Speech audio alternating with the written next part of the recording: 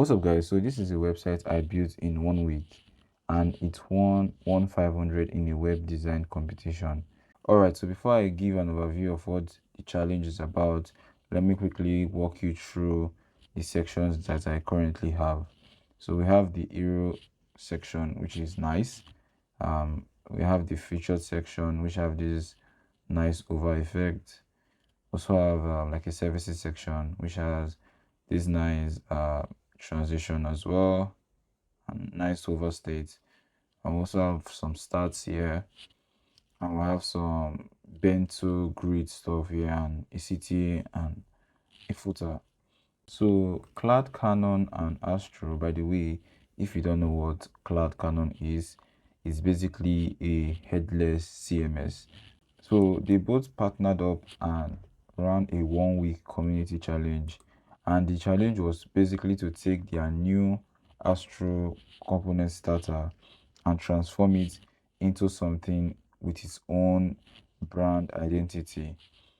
So as you can see here, they call it one starter infinite identities, and at the end of the challenge they pick the best 3 web pages, and obviously now the challenge is now closed and the winners has been announced as well. And also here are some details about the rules and everything. And the main criteria was basically how you can apply your design and CSS skills to like a blank canvas. Because I don't have the starter file anymore, I don't know if I can play it from here. Let me see if I can do that. So for some reason the video is not playing, but this is not actually the starter file. So there's like a starter template that they give to you, and the idea is to make that starter template look more better, and also it should be editable from CloudCannon as well.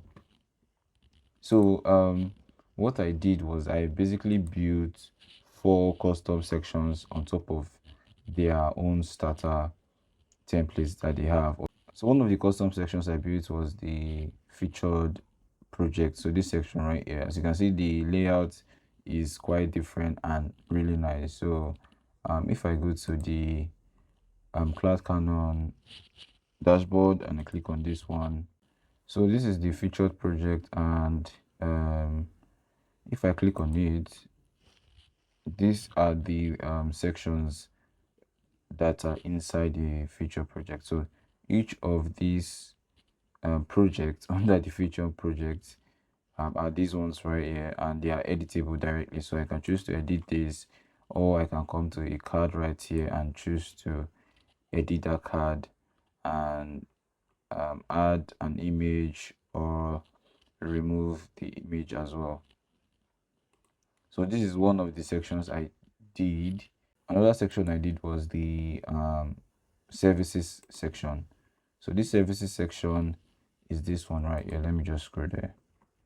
So it's this one right here. This is also a custom section I added because it was not part of their starter components that they have. So this one is basically still almost similar to the featured card, but it's more of a video. So all these are videos. So if I click on strategy, for example, you can see that this is an MP4 right here, as you can see, and the fallback is an image. So if the video is not available, it's going to fall back to the image.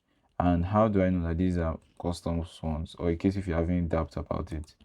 So if I go back and I click on add page section, so this is basically the pages I've added. So if I want to add a section and I want to like reuse any of these custom ones I built, I just have to come to add page section, and I'm going to see the one I created right here. So these ones are some that came pre-built, like theme grid, FAQ.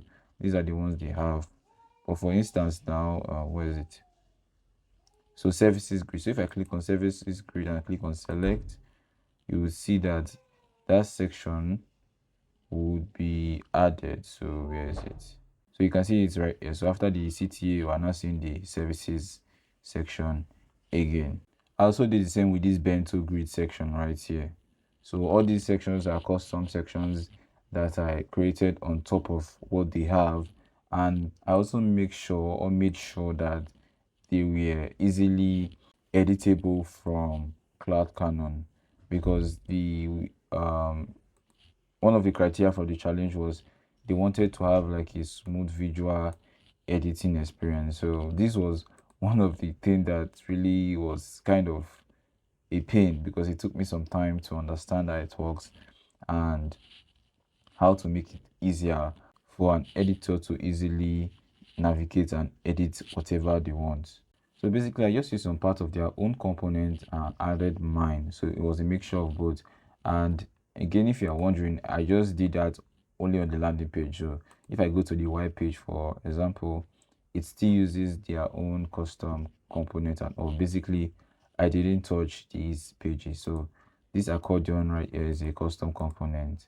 And one cool thing I like about this project is that it just uses plain HTML, CSS, and JavaScript. So there's no Tailwind, there's no React, there's nothing of that sort.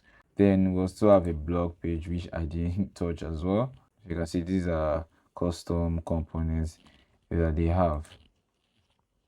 But let me just walk you through on how I got the idea of this project, because the idea matters than the visual experience and all. So, and I've said this in one of my videos, that the way I get ideas these days on the kind of project I built is that I go to Framer on Facebook, Framer Marketplace.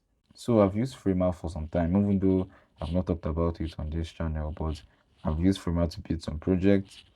That is why I believe when it comes to good looking UI, I always come right here to search for anything I want. So the idea was, like I said, there was no specific niche templates to work on. So they said you can create a project with a brand identity that's entirely your own, or a brand identity you are entitled to build on, e.g. agency client work.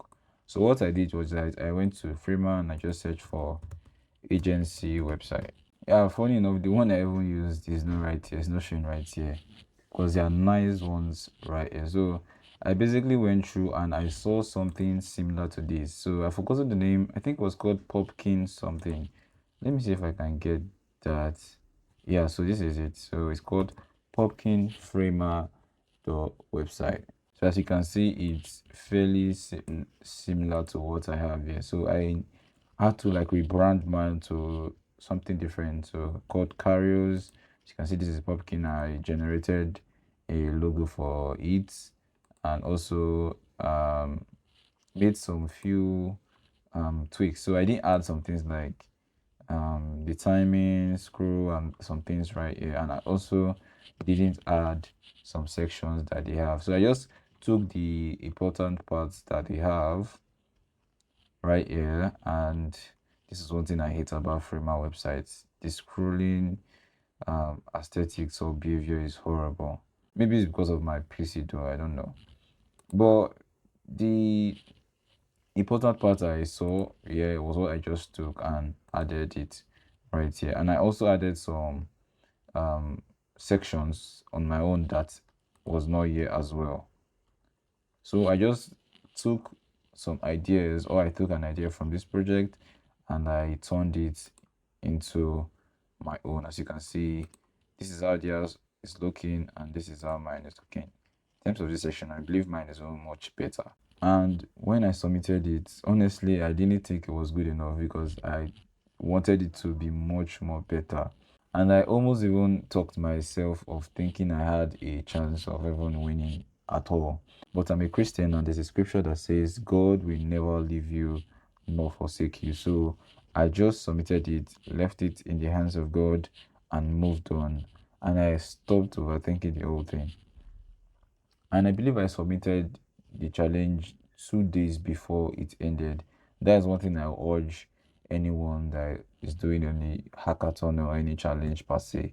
So if you are doing a challenge, try to submit a day before the deadline, or even 2 days before the deadline. Then 2 weeks later, I received a mail that I've been selected as one of 3 winners. And the reason why I'm making this video, because to be honest, I didn't want to do it. But I'm sharing this because someone watching this right now is sitting on something they built, either challenge wise or a project they've built, and they are telling themselves that that project or that thing is not good enough.